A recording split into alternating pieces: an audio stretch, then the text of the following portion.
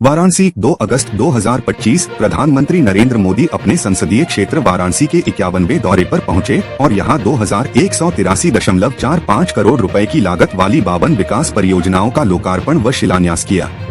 इस दौरान उन्होंने एक विशाल जनसभा को संबोधित करते हुए ऑपरेशन सिंदूर की सफलता पर विपक्ष द्वारा उठाए जा रहे सवालों पर जमकर निशाना साधा। मोदी ने स्पष्ट संदेश दिया कि भारत की सुरक्षा से खिलवाड़ करने वालों को करारा जवाब दिया जाएगा। उन्होंने कहा, जो भारत पर वार करेगा वो पाताल में भी नहीं बचेगा।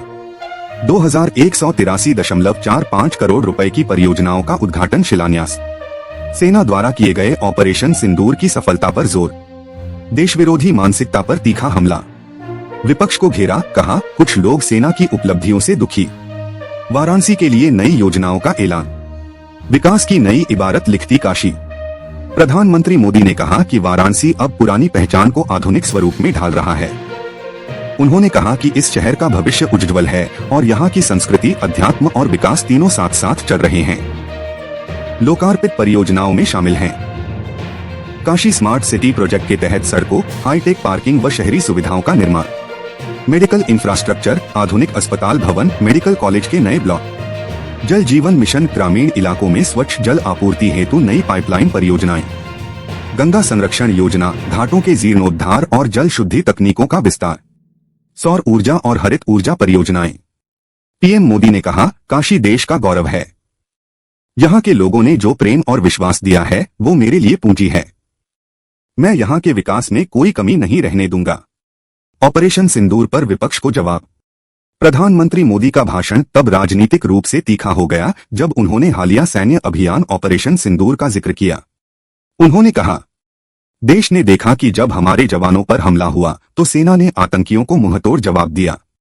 ऑपरेशन सिंदूर हमारी सैन्य ताकत और इच्छा शक्ति का प्रमाण है। लेकिन कुछ लोग हैं जो इस पर भी सवाल उठाते हैं। उन्हें यह सफलता हजम नहीं हो रही। उन्होंने विपक्ष पर कटाक्ष करते हुए कहा कि देश का दुर्भाग्य है कि कुछ लोग, जिन्हें हर बात में राजनीति दिखती है, वे सेना की वीरता को भी शक की नजरों से देखते हैं। पर देश सब जानता है। जनता ऐसे लोगों को जवाब देना भी जानती है। जो भारत पर वार करेगा वो बचेगा नहीं।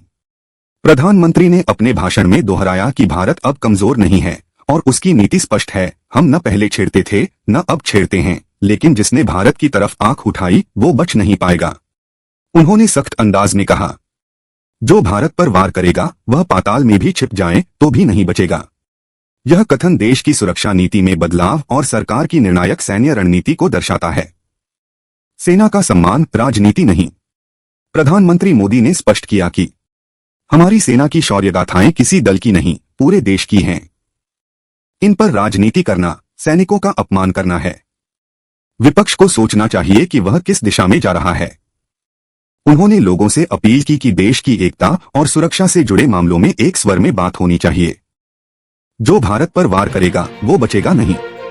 प्रधानमंत्री ने अपने भाषण में दोहराया कि भारत अब कमजोर नहीं है और उसकी नीति स्पष्ट है। हम न पहले छेड़ते थे न अब छेड़ते हैं, लेकिन जिसने भारत की तरफ आंख उठाई वो बच नहीं पाएगा। उन्होंने सख्त अंदाज में कहा, जो भारत पर वार करेगा वह पाताल में भी छिप जाए तो भी नहीं बचेगा। यह कथन देश की सुरक्षा नीति में बदलाव और सरकार की निर्णायक सैन्य रणनीति को दर्शाता है। सेना का सम्मान, राजनीति नहीं। प्रधानमंत्री मोदी ने स्पष्ट किया कि हमारी सेना की शौर्य गाथाएं किसी दल की नहीं, पूरे देश की हैं। इन पर राजनीति करना सैनिकों का अपमान करना है। विपक्ष को सोचना चाहिए कि वह किस दिशा में जा रहा है।